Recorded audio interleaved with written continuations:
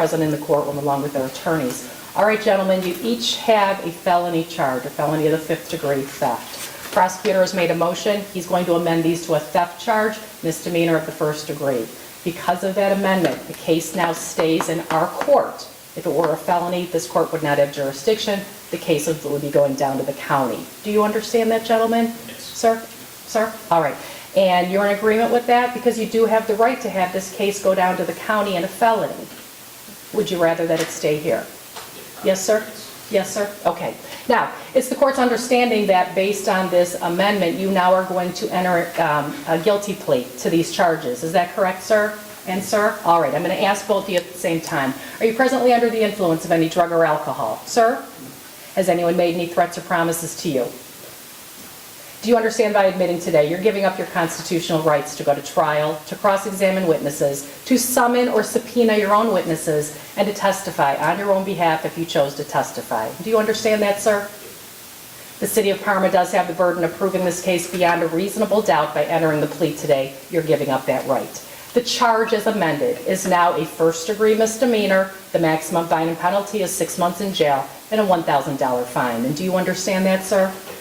Sir? All right. You're both represented by counsel. Do you have any questions you'd like to discuss with your attorney before I ask you your plea?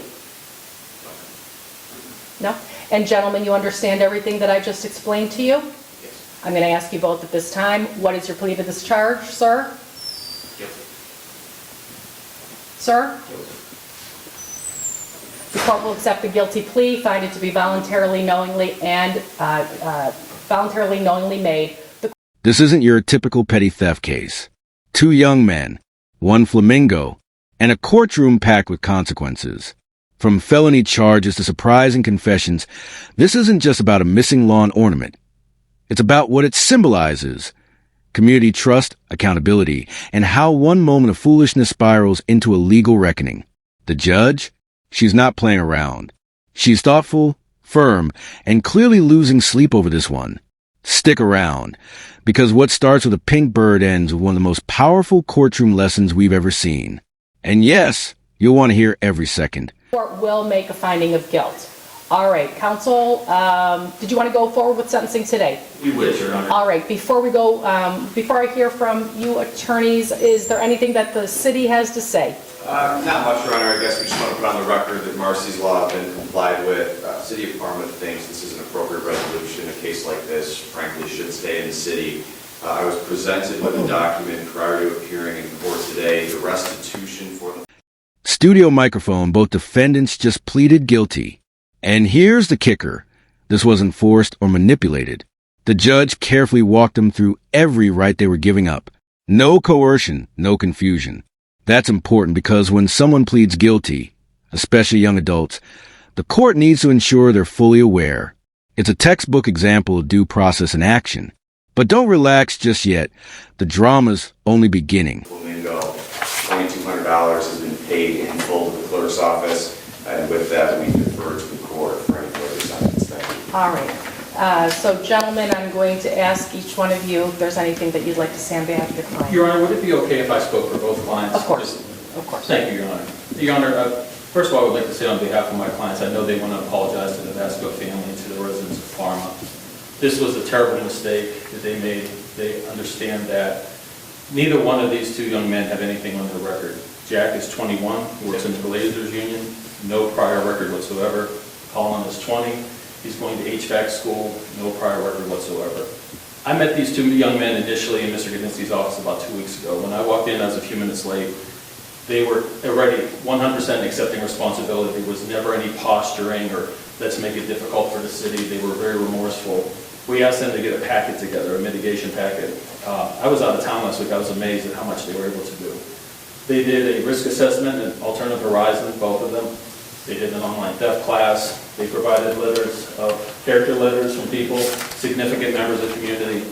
They both have family here today. $2, $200 restitution for Flamingo? Yep, you heard that right. And it's already been paid. But here's what that tells us. This wasn't some slap on the wrist case. That bird mattered to a family, a community, even a child. And when you look past the dollar amount, this is about making emotional reparations, not just financial ones. The court sees it, the city sees it, and soon you will too. Your Honor, they have good family support. They understand the mistake they made, Your Honor. They paid restitution on behalf of both of these young men, Your Honor. They're willing to accept whatever penalty the court deems necessary. Thank you, Your Honor. All right. Sir, is there anything that you want to say? Yes, Your Honor. I would like to formally apologize to the Vasco family, all the residents of Parma, the Parma Police Department, and you for this mistake that I made. Okay. And sir? This is where the defense flips the script. These aren't hardened criminals. They're remorseful, first-time offenders who took initiative. Risk assessments, completed. Community letters, collected. Restitution, paid. What's really on trial here isn't just their actions, it's their character. And their attorney is making sure the court sees that crystal clear. But as we'll see in a moment, remorse doesn't erase impact. I would like to apologize to the Vasco family, the residents of Parma, the police department, and Your Honor. We now understand the significance of the Flamingo and the broader implications of our actions. Had we possessed this knowledge at the time, we are confident we would not be in this situation today. Nevertheless, our lack of awareness doesn't excuse our actions. This incident has been a profound learning experience, and we are truly remorseful. We assure you this won't happen again. We also apologize to our family and friends. We could recognize the disappointment and concern we have caused, and we are truly sorry. We've used this time to reflect deeply and understand the seriousness of our actions moving forward. We are dedicated to making better choices and restoring the trust we've lost.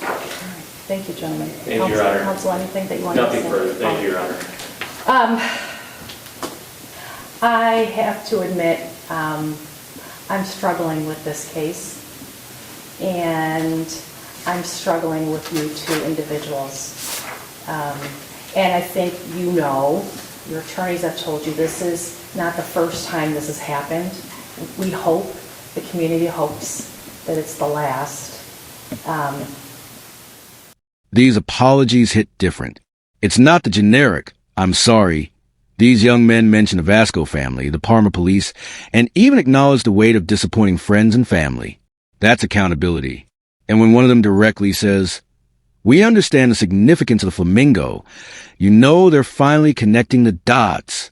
But apologies alone won't spare them from a judge's reality check coming up. And I kind of lost sleep over this because I am struggling. Gentlemen, I know that you're not bad men, and I know that you're not evil, and I know that you're not horrible. But you are grown adults, right? You are not kids. And as grown adults, you made a choice, and you chose to do something very foolish and very childish, right? As an aside, do you guys know that there are cameras all over the place, right? Do you know, let me share this with you, big hint, do you know that when you took the Flamingo, the Parma Police Department, they knew within an hour of who you were and where to find you? There are cameras all over the place. That's why I'm kind of amazed that we're standing here on a Flamingo case again. So maybe tell your friends, there are cameras everywhere. Are you challenging the police department? I'm going to bet on them on this one.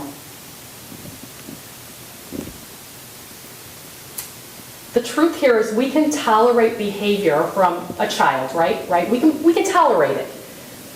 But it's really, really hard to tolerate this kind of behavior from adults, from grown adults.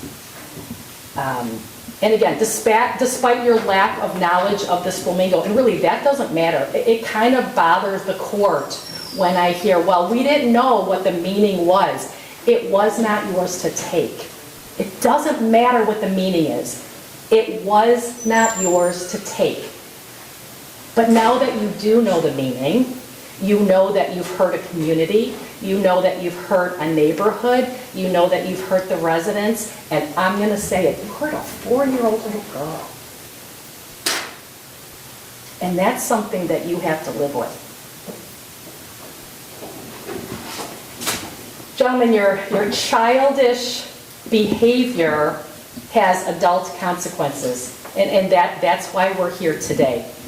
I am going to take into consideration the mitigating factors that were presented to me. And let's talk a little bit about those, okay?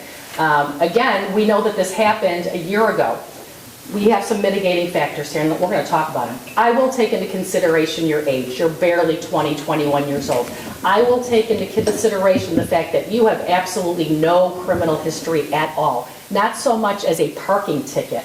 I will take that into consideration. I will take into consideration that you've graduated from high school, that you're gainfully employed, that you're in, which one? HVAC, and you're in a union, that you are trying to become productive citizens, right, of the community. I will take that into consideration.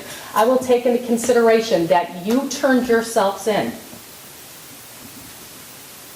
I will take into consideration that you fully cooperated with the police department. I will take into consideration the fact that you returned the Flamingo. It was damaged, you returned it. And I will take into consideration the fact that before you came into court, before I saw you gentlemen, you paid restitution in full. I will take all that in consideration, along with the fact that you've had an assessment, along with the fact that there was no drug and or alcohol involvement in this case.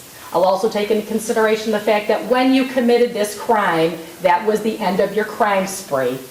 You didn't go to another store and steal from them, right? I will take all that into consideration. I know that you've had an assessment. I know that the assessment comes back as low to no risk of recidivism. I will take all that into consideration.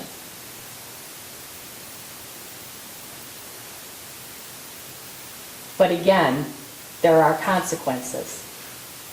You're men, you're adults, you're not children. All right, so let's talk about the consequence here. This is courtroom gold. The judge strips it down. No legalese, just raw truth. You're not bad. You're not evil. But you're adults. That line hits like a gavel to the gut. She lays it out. Grown men making childish decisions, hurting not just a family, but a 4-year-old girl. And then she drops the mic. There are cameras everywhere. You can feel the emotional tug. This isn't just sentencing, it's a life lesson. 180 days in jail. 170 days is suspended. $250 fine. Court costs are imposed. Restitution has been paid. I would have ordered it. You've already done it. Thank you for that. A letter of apology to the city of Parma and its residents and your little girl that you've hurt. Now, I read your apology letter. That's a combined letter. I want a letter of your own individually, okay? Community service, 250 hours of community service. 125 of those hours will be served for the city of Parma in the city of Parma. 125 of those community service hours will be served for the Autism Society of Greater Cleveland.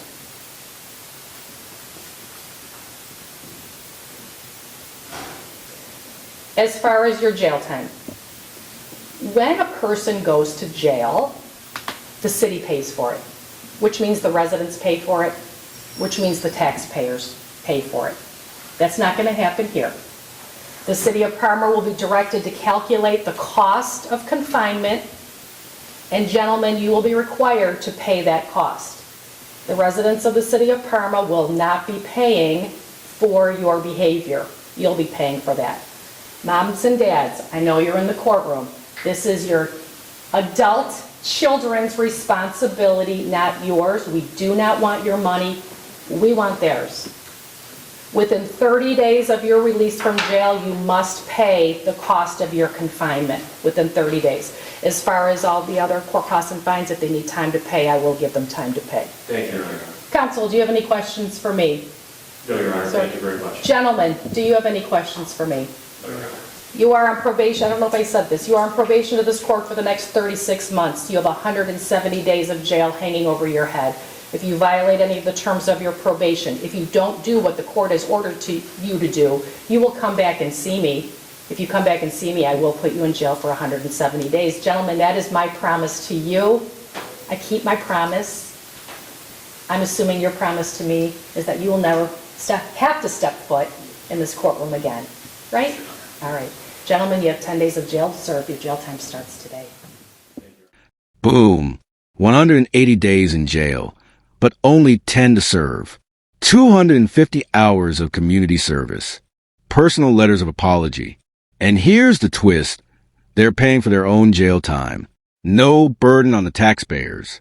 The judge goes full accountability mode, not just punishment, but education, restitution, and reform. This sentence isn't just about the Flamingo. It's about restoring broken trust and making sure these two never land in that courtroom again. Thank you very much.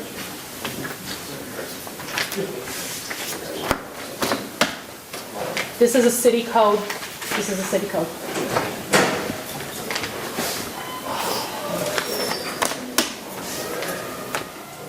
And there you have it. Two young men walk into court over a pink flamingo and walk out with a lesson they'll never forget. This wasn't just a slap on the wrist. It was a full-scale reckoning. From emotional apologies to a judge on the verge of tears, this case proves that even small actions can leave massive impacts. What do you think? Was justice served? Would you have ruled the same way? Let us know in the comments. And if you found this case as shocking as we did, hit that like button. Share your thoughts. And don't forget to subscribe for more jaw-dropping courtroom breakdowns.